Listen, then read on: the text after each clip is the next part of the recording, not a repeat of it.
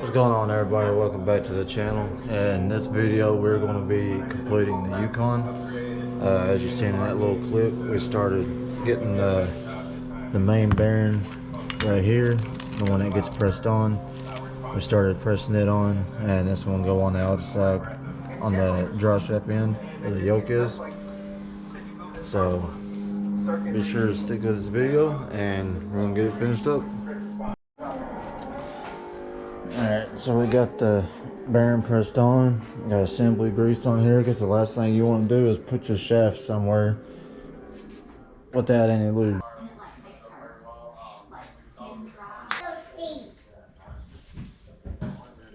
So you already get that seal put on? Seal don't go in until after the pinion goes in. Oh, I think No, it was two different sizes. Alright, so now I'm going to come from this back side.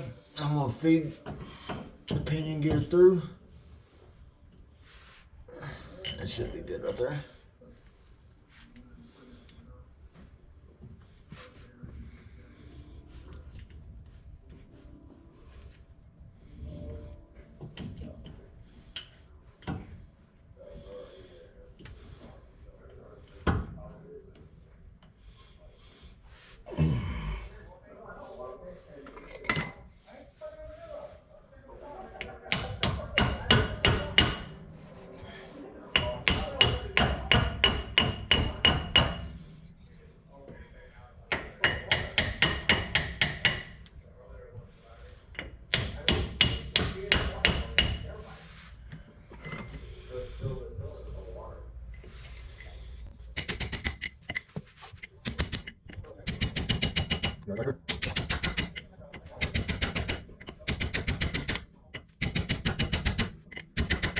Going right. Going right. Put your wings first. Alright, so we got all the inner and that outer bearing in. Got a new seal put in on the back side of the yoke. We got the pinion gear in. Drive shaft's hooked back up. Everything's all tightened down. Now we're going to be installing the diff. Get that inside.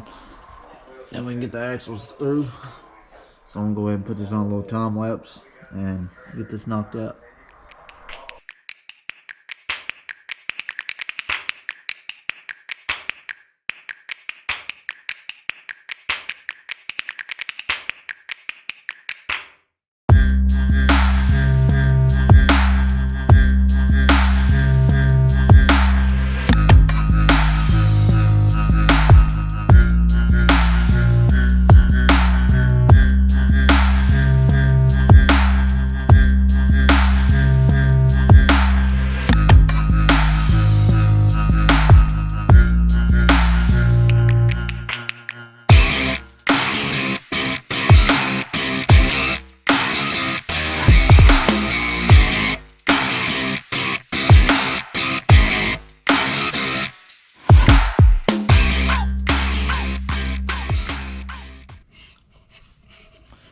Alright, so we got the brakes all together. I got some lug nuts holding on because I wanted to hear everything spinning. Rear end's all sealed up. So all I got left to do is the fun part.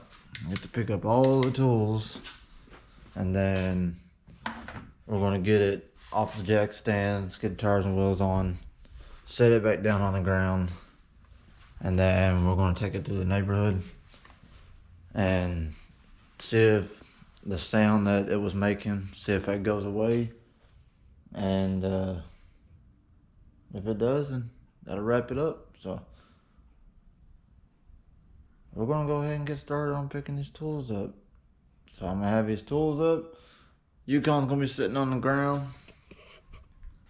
And then we're gonna open the door and back it out in 3, 2, 1. Now. Just like it.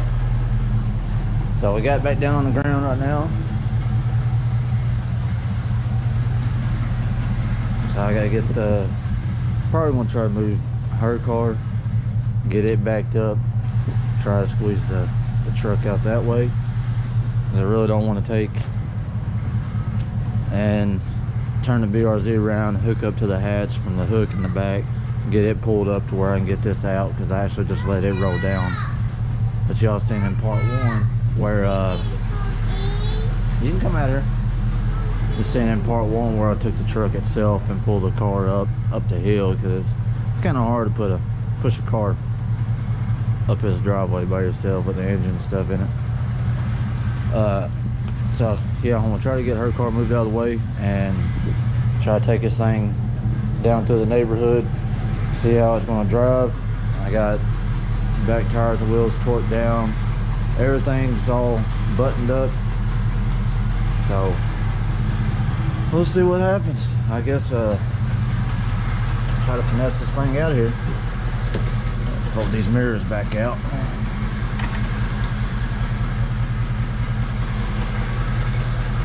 Don't you just love a fully loaded vehicle? It's got heated seats and everything, electric fold-in mirrors.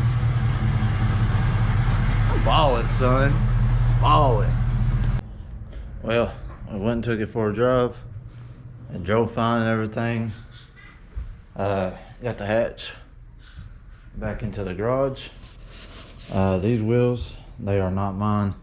I had a local buddy of mine had his car stolen. 2 of the stealers were his, and the other 2 were mine, and they were just rollers to get the car in and out.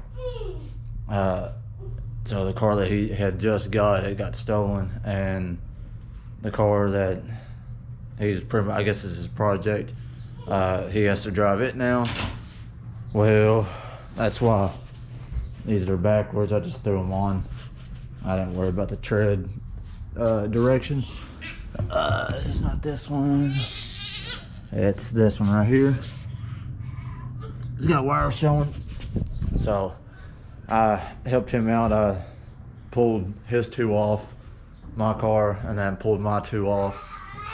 That way he can put them on his car, and that way he can drive it and get to work and stuff like that. And these will just sit on here as rollers, so whenever he has money or whatever, gets tires, put them back on there.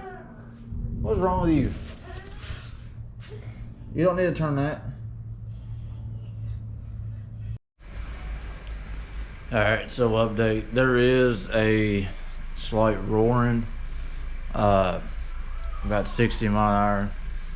Pretty sure it has something to do with the backlash on the pinion gear and stuff and the bearing, which is why in this kit over here that came with the pinion gear and stuff, which I didn't need to use the ring gear because mine was fine. It was my pinion that was tore up. But with that, it comes with all these little shims. It comes with 7 of them, and we were playing with them for a while, trying to find out the right fitment for the pinion gear and all that to reach the ring gear. And right now it doesn't have any in it that I'm aware of. So there's 3 here. There's 6. Yeah, so it don't have any in it right now. So I'm probably gonna put 2 in there and see what that does. It's getting pretty annoying, but it's all back together. It does drive. I'll drive it to work tomorrow and see see if it doesn't go away after driving it, after getting all the gears and the bearings and stuff lubricated with fresh gear oil. See if I can just put some miles on, see if it'll go away. I drove it maybe 20 minutes today, if that. So yeah, we'll see how it does. But got the hatchback in the garage. Like I was saying about his wheels and stuff, they're just temporary, they're not mine. Should have something in for the hatch Tuesday, and we'll be able to do a couple things to that, get it painted, maybe powder coated, I don't know, we'll see. But y'all see when that gets here. We'll open that up with you guys on the next video. So that's gonna wrap it up on this one. So I guess we'll see you on the next video. I'm out. Hold on. Excuse me, man. I'm out. Peace.